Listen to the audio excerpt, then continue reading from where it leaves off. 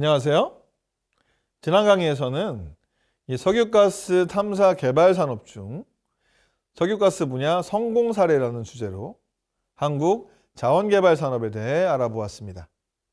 이번 시간에는 석탄 및 광물자원 산업의 첫 번째 시간으로 석탄 자원에 대해 함께 살펴보도록 하겠습니다.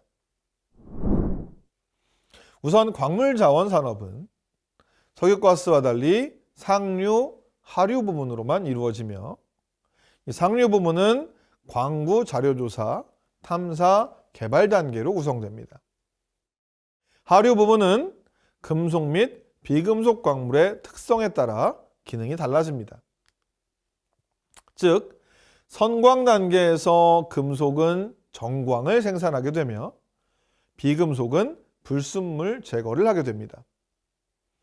이 금속 광물은 정광으로부터 고품위 금속을 생산하는 제련 과정을 거쳐서 금속 소재 기술로 발전하며 이 비금속 광물은 제련 단계를 거치지 않고 선광된 광물의 고부가가치를 높이는 활용 단계로 바로 넘어가게 됩니다.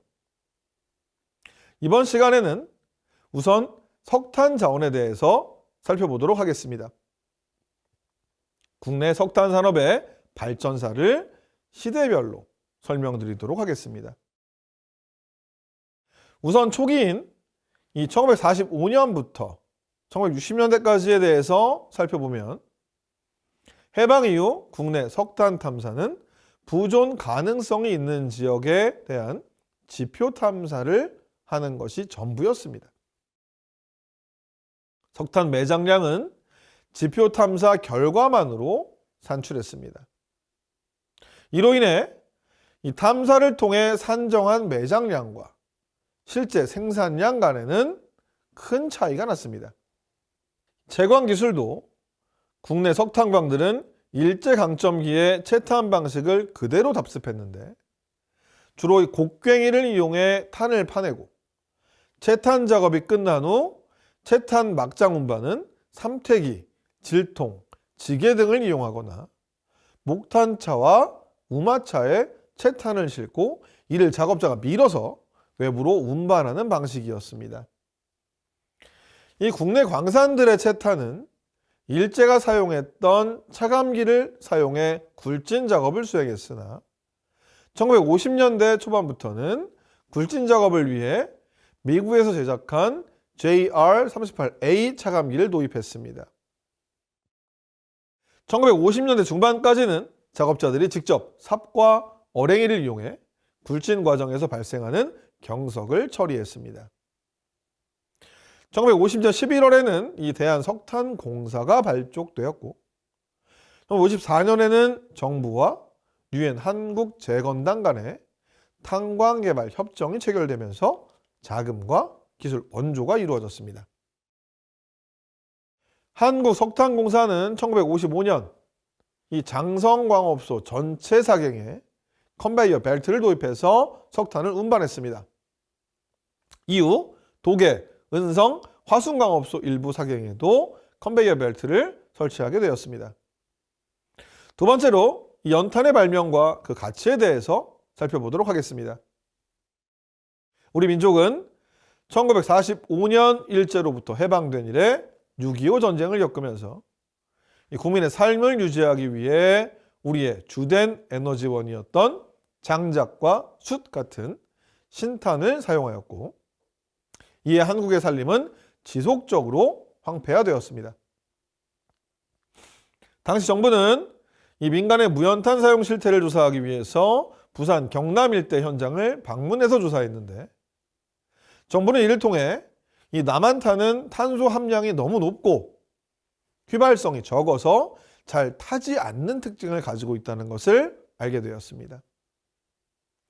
이를 개선하기 위해서 다양한 방안을 강구하던 중 이 마산에 가면 중국 사람이 경영하는 호떡집에서 무연탄을 쓴다는 소문을 듣게 되고 방문하게 되었는데 이 호떡집에서는 벽돌로 만든 큰 화덕을 사용하고 있었습니다. 이 호떡집 주인은 철판 위에 석탄을 넣고 조금씩 물을 섞어가며 이 덩어리 석탄을 두들겨서 되도록 고운 가루로 만들었습니다. 그리고 이것을 불이 활활 타는 화덕에 집어넣고 삽으로 평평하게 다져서 불길을 완전히 덮어버리고 난 후에 이 쇠막대기로 여기저기 구멍을 뚫어주자 구멍에서 새파란 불길이 치솟는 것이었습니다. 정부 조사단은 이를 통해서 남한 무연탄은 고온 상태에서 미세 면적을 넓혀서 산소를 잘 접촉시키기만 하면 이 휘발유성이 없어도 잘 연소할 수 있다는 것을 알게 되었습니다. 이 마산 호떡집을 방문하고 돌아온 후 연구원들과 토의한 결과 이 부산에서는 바케스를 이용한 구멍탄의 사용이 유행한다는 말을 듣게 되었습니다. 부산 상황을 조사한 결과 6.25 전쟁 중 부산에 내려간 어떤 피난민이 14개의 구멍을 낸 구멍탄을 만들어 사용한 것이 시초라는 것을 알아냈습니다.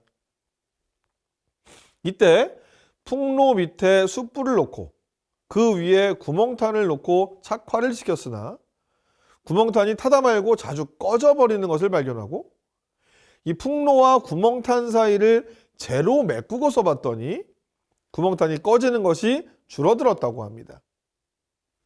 그래서 이 구멍탄에 꼭 맞는, 즉 구멍탄과 풍로 사이에 간격이 없는 풍로를 만들어서 사용했더니 효율이 좋아지는 것을 발견했습니다. 그러나 아직까지 이 구멍탄을 피울 때마다 새로 불을 붙여야 하는 이 착화가 어렵다는 것이 문제였습니다. 이러한 문제점을 해결하기 위해 이 연탄 바케스 발명가는 구멍과 꼭 맞는 연탄 바게스를 만들어 시험했던 것 같습니다. 이 구멍탄 2개를 만들어 밑에 있는 구멍탄에 불을 붙인 다음 그 위에 바게스 구멍탄이 착화되는가를 시험한 결과 이 상하 구멍탄에 구멍만 잘 맞으면 이 구멍탄 불은 꺼지지 않고 오래도록 잘 연소되는 것을 발견했던 것입니다. 일정 시간 구멍탄을 연소시킨 후 이 다 연소된 아래의 구멍탄을 버리고 위에 새로운 구멍탄을 올려놓으면 이 위 구멍탄은 연속적으로 연소되는 것을 발견했습니다. 이는 단발식에서 연속식으로 개량된 것으로서 연탄 바게스의 발명이 완성된 것이라고 할 수 있습니다. 당시 오원철 전 경제 이수석 비서관은 연탄 바게스의 발명자야말로 국내 무연탄인 신탄을 대체해서 취사와 난방에너지원으로 활용할 수 있게 함으로써 산림 황폐화를 막은 1등 공신이며 어려운 시기에 한국 국민들의 생존에 가장 큰 공로자라고 평가했습니다. 연탄 바게스의 발명과 함께 19공탄, 22공탄의 발명은 연탄의 연소성을 크게 개선했고 연탄 2장을 수직으로 연탄 바게스 안에 넣어서 연속 연소를 가능하게 함으로써 사용 시간을 늘렸습니다.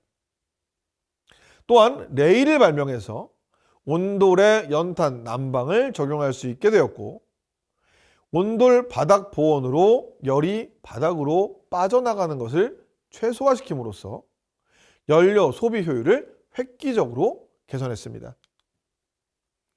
이 연탄 난방 시스템은 이름 모를 민초 발명가의 풀뿌리 기술 혁신이었는데 특허 등록 없이 급속히 퍼져나갔고 결과적으로 해방과 건국 초기에 어려운 시기에 주된 취사와 난방 에너지원을 담당하며 국민들의 생존을 가능하게 했습니다. 아울러 빈대, 벼룩 등 해충을 박멸하는 부수적 효과를 가져와서 삶의 질이 크게 향상되었습니다.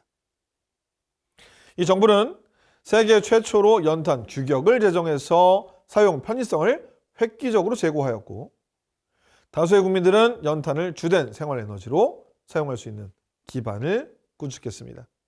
1965년부터 1966년에 있었던 연탄 파동 발생은 이 1964년 연탄 규격의 잘못된 개정이 근본 원인이었는데 이 기술 규격의 중요성에 대한 커다란 교훈이 되었습니다. 이번 시간에는 석탄 및 광물 자원 산업 중 석탄 자원에 대해 알아보았습니다. 주요 내용으로 초기 석탄 산업과 연탄의 발명 가치에 대해 공부하였습니다. 다음 강에서는 석탄 및 광물 자원 산업 중 광물 자원에 대해 살펴보도록 하겠습니다. 감사합니다.